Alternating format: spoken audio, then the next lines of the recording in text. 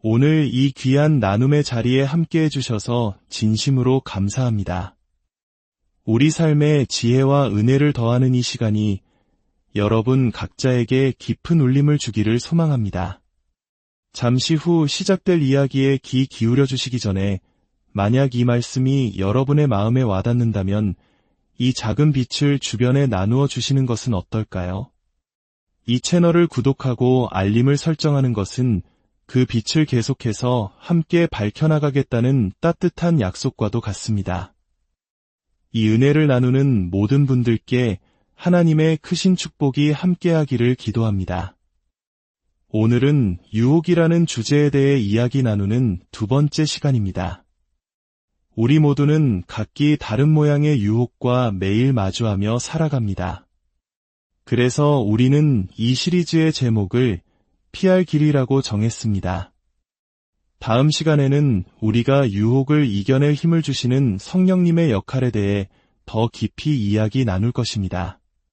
그리고 마지막 시간에는 무엇이든 먹이를 주면 자라고 굶기면 죽는다는 영적 원리를 탐구하며 어떻게 하면 유혹을 이겨낼 힘을 기를 수 있는지 구체적인 방법을 알아볼 것입니다. 오늘 말씀을 들으시면서 여러분을 가장 힘들게 하는 한두 가지 유혹의 렌즈를 통해 이야기를 들어보시길 권합니다. 잠시 시간을 내어 여러분이 겪고 있는 가장 큰 유혹이 무엇인지 조용히 적어보는 것도 좋습니다. 만약 너무 개인적이거나 부끄러워 옆 사람이 볼까 걱정된다면 굳이 쓰지 않으셔도 괜찮습니다. 하지만 용기를 내어 직면하는 것은 변화의 첫걸음이 될 수 있습니다. 어떤 분들에게는 과식의 유혹일 수 있습니다. 혹은 끊임없이 단 것을 찾는 설탕 중독일 수도 있죠. 또 다른 분들에게는 과소비가 큰 싸움일 수 있습니다. 더 이상 살 것이 없다는 것을 알면서도 세일이라는 단어 앞에서는 모든 저항력을 잃어버리고 맙니다. 그리고는 돈을 아꼈다고 스스로를 속이고 배우자에게도 그렇게 말하죠. 돈을 썼다는 사실을 알면서도 말입니다. 어떤 이들에게는 특정한 물질에 대한 의존이 큰 문제일 수 있습니다. 오늘날 너무나 흔한 이야기입니다. 병 속에 든 어떤 것, 혹은 피우거나 주사하는 어떤 것이 그것을 거부할 수 있는 자신의 의지보다 더 큰 힘을 발휘하는 것처럼 느껴질 때가 있습니다. 잠시라도 그것 없이는 견디기 힘든 상태에 이른 분들도 계실 겁니다. 또 어떤 분들은 정욕과 싸우고 있습니다. 수많은 통계가 보여주듯 이는 정말 많은 사람들이 겪는 문제입니다. 보지 말아야 할 것들을 보며 내면의 잘못된 에너지를 키우고 결국 행동으로 옮기게 됩니다. 스스로도 그것을 미워하면서 원치 않으면서도 반복하는 자신을 발견하게 되죠. 어떤 분들은 끊임없이 다른 사람을 비판하려는 유혹에 시달립니다. 어쩌면 비판을 거의 영적인 은사 수준으로 발전시킨 분도 있을지 모릅니다. 무엇이든 흠을 잡고 분석하는 데 능숙하죠. 이 자리에 앉아서도 벌써 이 공간과 사람들에게서 마음에 들지 않는 점 14가지를 찾아냈을지도 모릅니다. 혹은 이렇게 생각하는 분도 계실 겁니다. 오늘 말씀은 저 사람한테 꼭 필요한 이야기네. 저 사람은 정말 문제가 많아. 나는 뭐 특별한 유혹 같은 거 없는데 만약 그런 생각이 든다면 지금 노트에 교만이라고 아주 큰 글씨로 적어두시기 바랍니다. 우리 모두는 어딘가에 약한 구석이 있기 마련입니다. 오늘 우리의 핵심 말씀을 다시 한번 살펴보겠습니다. 고린도전서 10장의 말씀입니다. 이 구절은 우리에게 진실을 알려주고 동시에 희망을 줍니다. 사도 바울은 이렇게 말했습니다. 그런즉 선줄로 생각하는 자는 넘어질까 조심하라. 스스로 나는 문제없어. 이 정도는 쉽지라고 생각하는 바로 그 순간 넘어지기 가장 쉽다는 경고입니다. 우리는 교만이 패망의 선봉이라는 것을 잘 알고 있습니다. 그리고 바울은 이어서 말합니다. 사람이 감당할 시험 밖에는 너희가 당한 것이 없나니, 이 말은 유혹을 받는 것은 인간으로서 지극히 당연한 일이라는 뜻입니다. 결코 자신을 유혹 위에 있는 존재라고 생각해서는 안 됩니다. 나는 이런 일에 유혹받을 리가 없어 라고 생각하는 그 순간이 바로 가장 취약한 순간입니다. 저도 비슷한 경험이 있습니다. 저는 한동안 제가 식습관을 잘 조절하고 있다는 사실에 대해 약간의 교만한 마음을 가졌던 것 같습니다. 오래전 저는 먹고 싶은 것은 무엇이든 언제 어디서든 가리지 않고 먹었습니다. 크리스피 크림 도넛 4개쯤은 눈 하나 깜짝 안 하고 먹어치우곤 했죠. 그러던 어느 날 문득 깨달았습니다. 아, 이제는 더 이상 이렇게 살면 안 되겠구나. 저는 하나님의 도우심으로 식습관을 바꾸기 시작했습니다. 하나님께서 저에게 새로운 마음과 절제할 힘을 주셨다고 굳게 믿습니다. 그 후로는 1년 동안 디저트를 먹지 않거나 햄버거나 치즈버거 없이 지내는 것이 그리 어려운 일이 아니었습니다. 그래서 속으로 이젠 이 분야는 완전히 정복했어라고 생각했죠. 제 아내가 거대한 M&M 초콜릿 봉지를 사오기 전까지는 말입니다.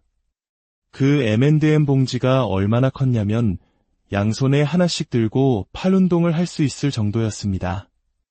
제가 평소에 건강하지 않은 음식을 잘 먹지 않을 수 있었던 이유 중 하나는 아내가 집에 그런 음식을 거의 사오지 않았기 때문입니다. 그래서 저희 아이들이 친구 집에 가는 것을 무척 좋아합니다. 다녀와서는 아빠, 그 집 시리얼에는 마시멜로가 들어있어요. 그리고 빨간색 음료수도 있어요. 라며 흥분하곤 하죠. 그런데 그날 찬장을 열었는데 그 거대한 M&M 봉지가 마치 후광이라도 비추는 것처럼 놓여 있었습니다. 저는 안 돼, 라고 외치며 문을 쾅 닫고는 제 방으로 도망치듯 걸어가며 속으로 외쳤습니다. 사탄아, 물러가라. 나는 저 초콜릿을 먹지 않을 것이다. 하지만 다음 순간 제 머릿속은 온통 환상의 나라가 되었습니다. 빨갛고 초록색의 M&M들이 눈앞에 아른거렸죠. 손에서는 녹지 않고 입에서만 녹는다니 얼마나 환상적인가. 결국 저는 스스로를 합리화하기 시작했습니다. 그냥 찬장에 아직도 그게 있는지 확인만 하러 가보는 거야.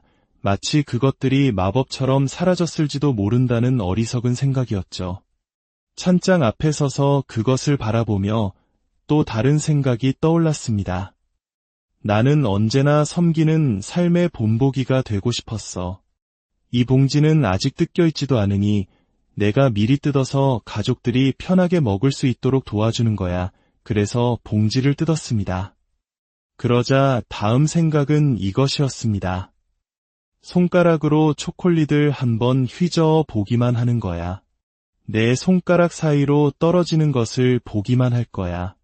나에겐 그럴 만한 절제력이 있어.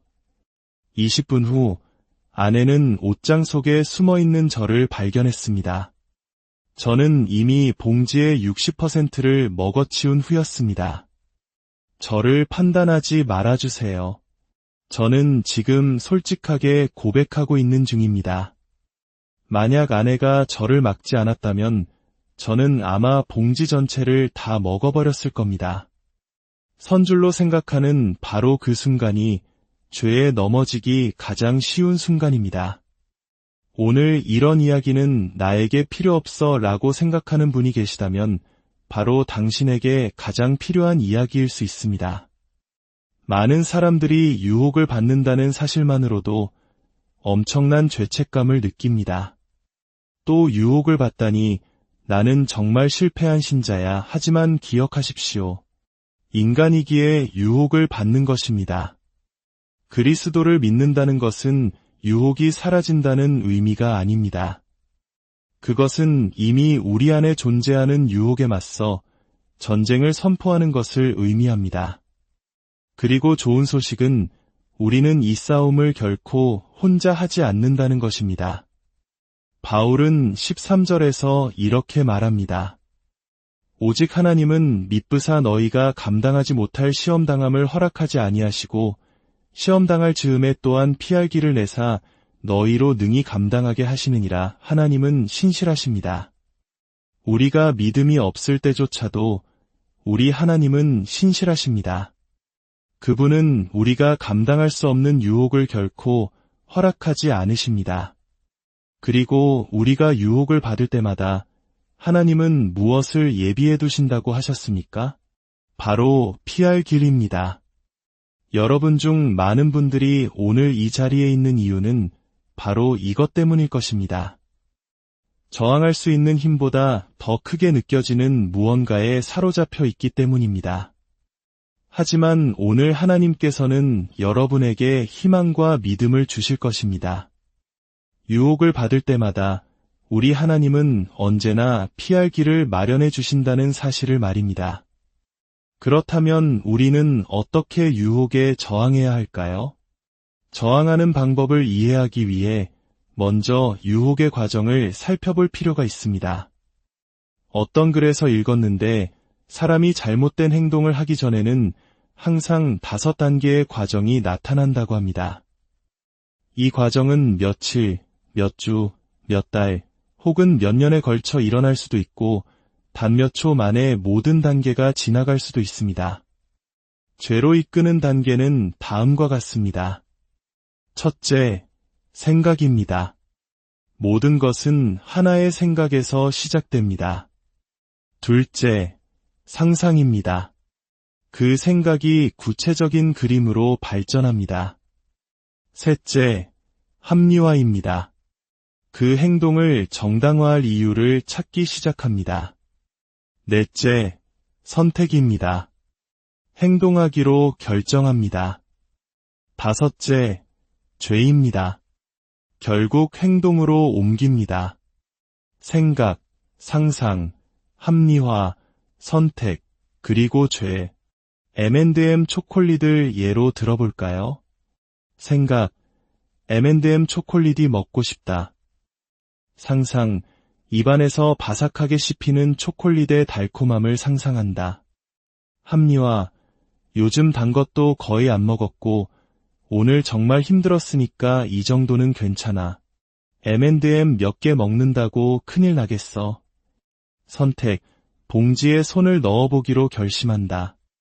죄, 봉지의 절반이 사라졌다. 새 옷을 사는 것을 예로 들어보겠습니다.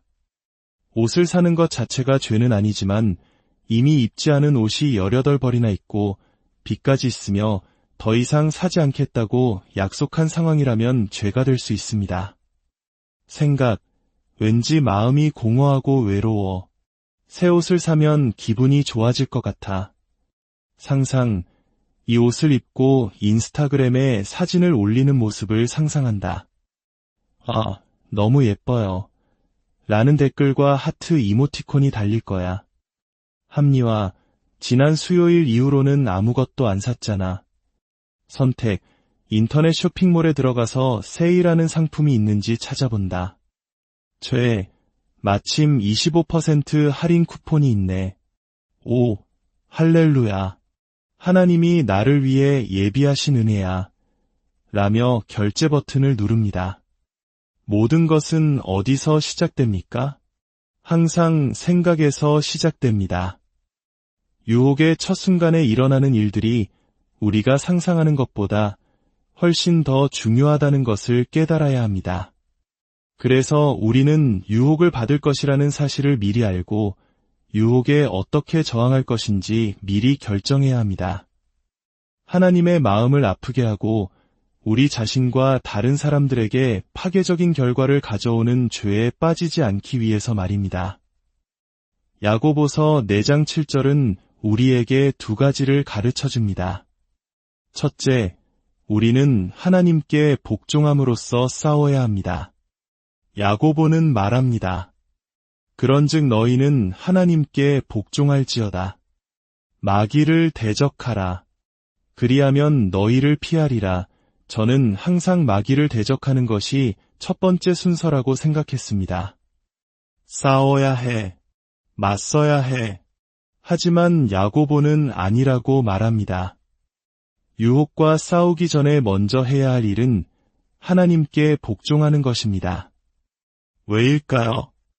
우리 자신의 힘만으로는 부족하기 때문입니다. 우리의 육신적이고 죄된 본성은 너무나 약합니다. 우리는 혼자서 승리하는 삶을 살도록 설계되지 않았습니다. 우리에게는 그리스도의 도움이 필요합니다. 그렇기 때문에 모든 유혹은 그리스도께 의지하라는 초대장과 같습니다. 하나님께 복종한다는 것은 무엇을 의미할까요? 어떤 분들에게는 지금 하고 있는 일이 잘못되고 죄악된 것임을 인정하는 것에서부터 시작해야 합니다. 우리는 모두가 다 그렇게 한다는 둥, 세상이 다 그렇다는 둥, 혹은 하나님이 나를 이렇게 만드셨는걸, 하나님도 이해하실 거야 라며 스스로를 합리화하는데 아주 능숙한 사회에 살고 있습니다. 하지만 하나님의 말씀과 일치하지 않는 모든 행동은 죄입니다. 어떤 분들은 여기서부터 시작해야 합니다. 이것은 잘못된 것입니다. 또 어떤 분들에게는 잘못된 줄 알면서도 도움을 구하기에는 너무 교만해서 복종하지 못하는 경우도 있습니다. 하나님, 저에게는 도움이 필요합니다. 라고 고백하며 복종해야 합니다. 저에게 있어 하나님께 대한 복종은 매일 내려야 하는 결정입니다. 왜냐하면 저는 너무나 쉽게 마음이 흐트러지기 때문입니다. 오, 하나님, 저는 주님의 영광을 위해 여기 있습니다. 주님을 사랑합니다. 라고 외치다가도 반짝이는 무언가가 나타나면 금세 시선을 빼앗기고 맙니다.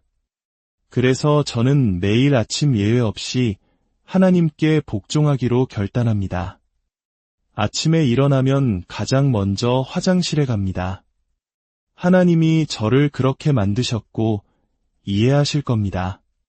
그리고 집을 나서기 전에 성경 읽기 계획에 따라 말씀을 묵상하고 기도 목록에 있는 것들을 위해 기도합니다.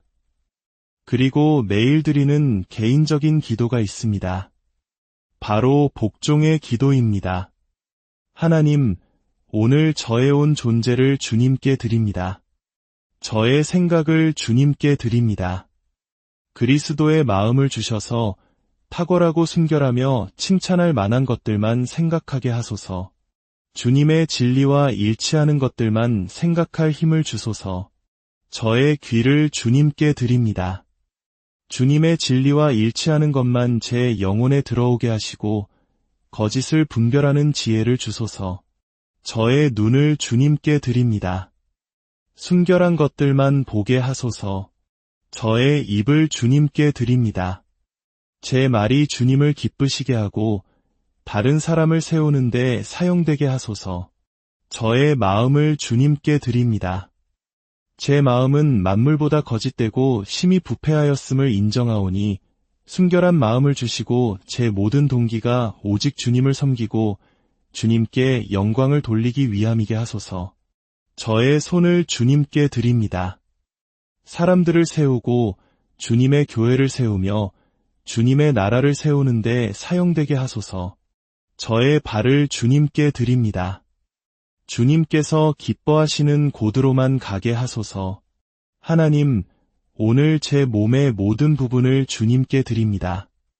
제 삶은 주님의 것이오니 주님의 뜻대로 사용하여 주옵소서. 이것이 저의 매일의 기도입니다. 솔직히 말해서 제가 이렇게 하나님께 복종할 때 유혹에 저항하기가 훨씬 더 쉽습니다. 그러나 하나님께 복종하지 않을 때 저는 여러분이 아는 가장 최악의 사람만큼이나 취약하며 순식간에 유혹에 넘어갈 수 있습니다. 유혹이란 무엇입니까?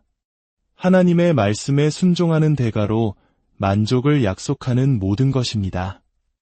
술 한 병이, 담배 한 개비가, 잘못된 쾌락이 당신에게 만족을 줄 것이라고 속삭입니다.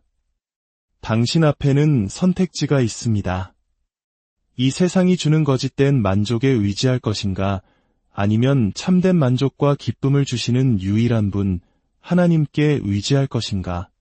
이 선택을 우리는 매일 해야 합니다.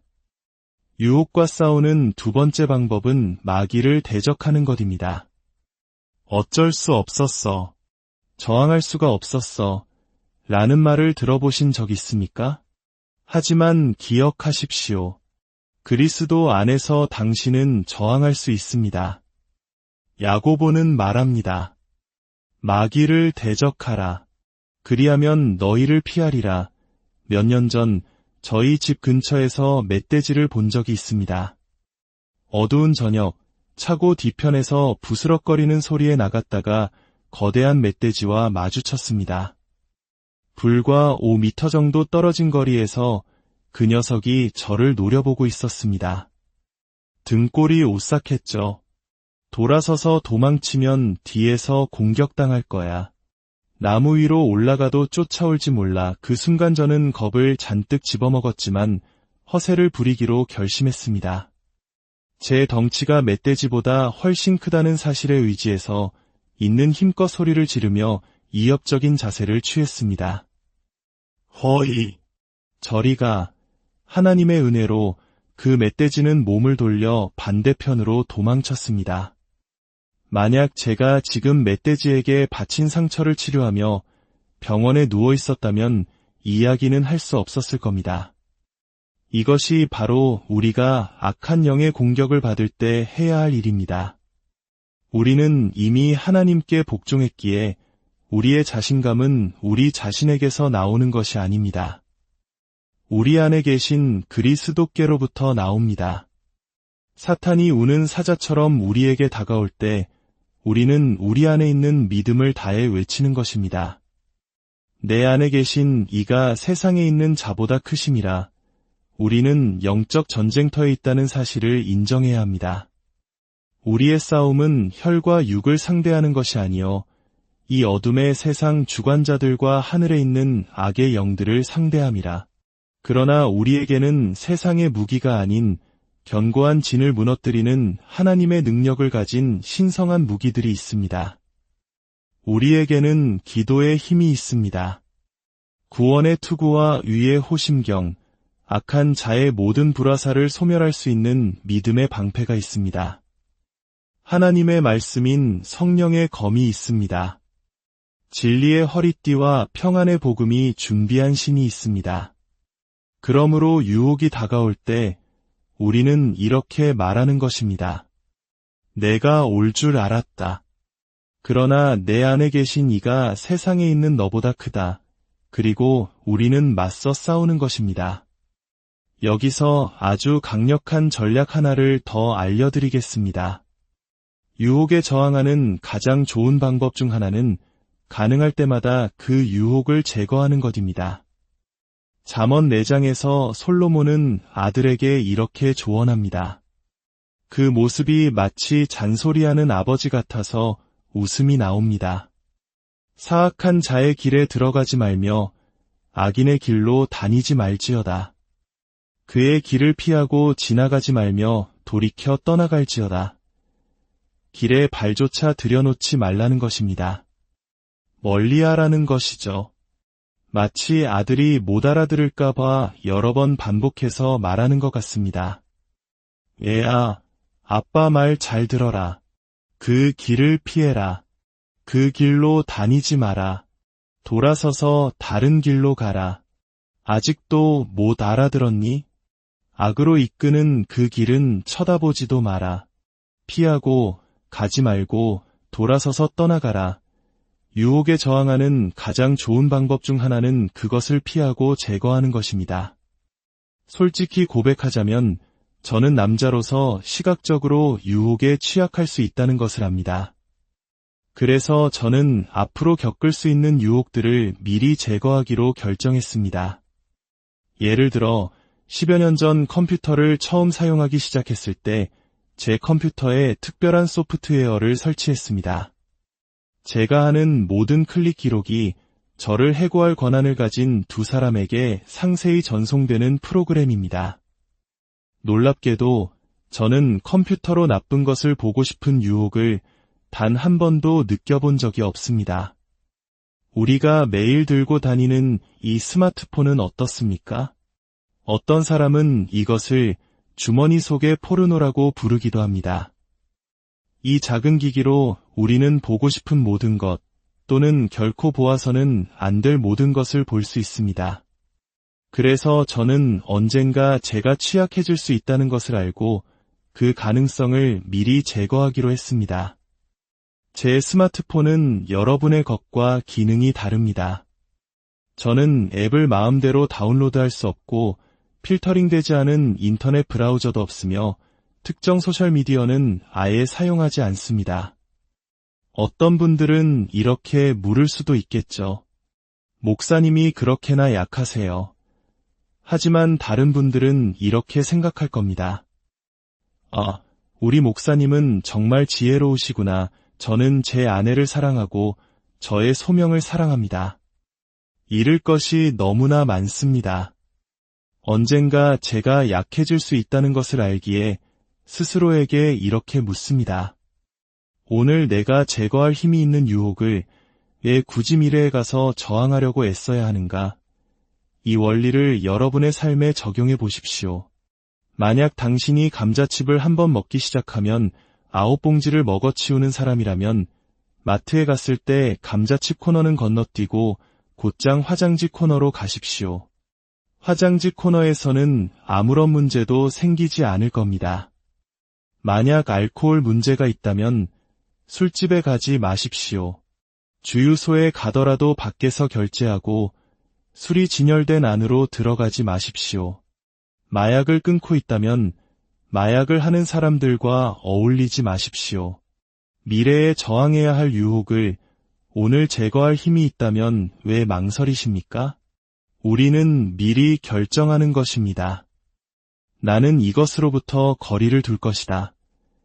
하지만 찬장을 열었는데 예상치 못했던 M&M 초콜릿이 있다면 어떻게 해야 할까요? 그럴 때는 그것을 버리거나 그 자리에서 도망치거나 혹은 성경 구절을 외우기 시작할 수 있습니다.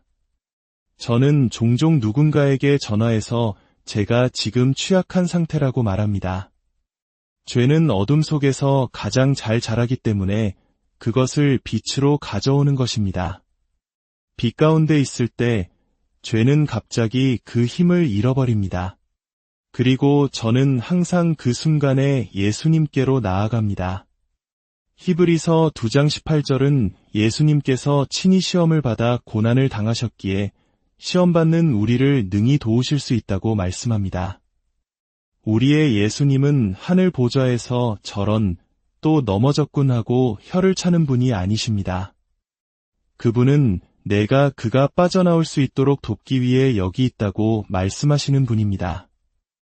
왜냐하면 내 안에 계신 그리스도가 내 안의 잘못된 욕망보다 강하기 때문입니다.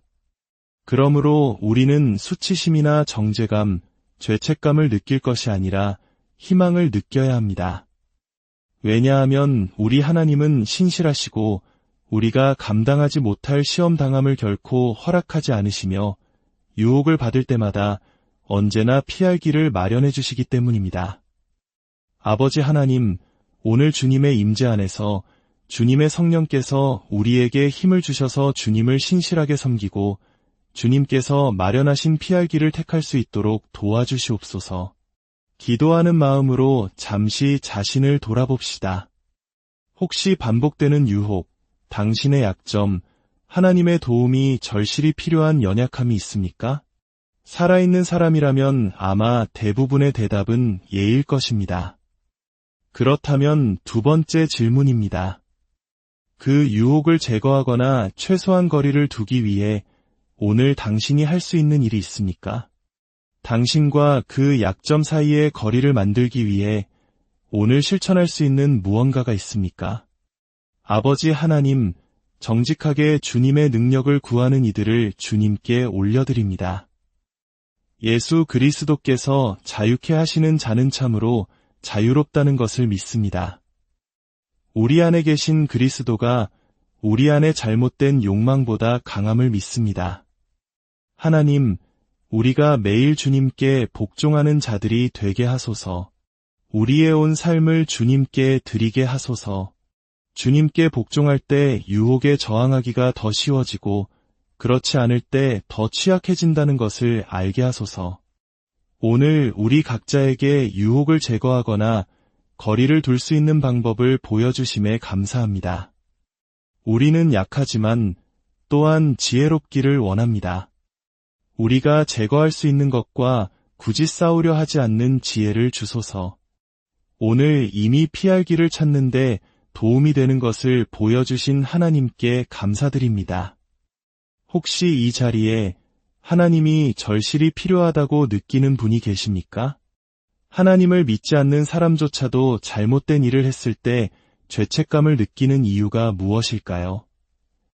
저는 하나님께서 우리 모두의 마음속에 옳고 그름을 분별하는 양심을 심어주셨다고 믿습니다.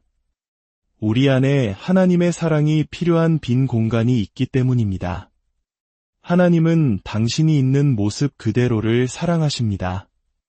사랑은 단지 그분이 하시는 일이 아니라 그분의 존재 자체입니다. 그분이 사랑이시기 때문에 예수님의 모습으로 우리 가운데 오셨습니다. 예수님은 죄 없이 태어나셨고 평생 죄를 짓지 않으셨습니다. 우리와 똑같이 모든 일에 시험을 받으셨지만 죄는 없으셨습니다. 그렇기 때문에 그분이 십자가에서 죽으시고 무덤에서 부활하셨을 때 누구든지 그의 이름을 부르는 자는 구원을 얻으리라고 약속하실 수 있었습니다. 오늘 당신에게 그분의 은혜가 필요하다는 것을 아는 분들이 계실 것입니다. 그래서 오늘 이 자리에 오셨을 것입니다. 그분을 부르십시오. 예수님, 제 삶을 주님께 드립니다. 저를 구원해 주십시오. 주님께 항복합니다. 이것이 당신의 기도라면 주저하지 마십시오. 이제 다 함께 기도하겠습니다. 하늘에 계신 아버지, 저의 모든 죄를 용서하여 주시옵소서. 저는 주님께 항복합니다. 제 삶의 주인이 되어주시고 저의 구원자가 되어 주시옵소서. 예수님, 성령으로 저를 채우셔서 제 삶의 모든 날 동안 주님을 섬길 수 있게 하여 주옵소서. 제 삶은 더 이상 제 것이 아닙니다. 오늘 제 삶을 주님께 드립니다.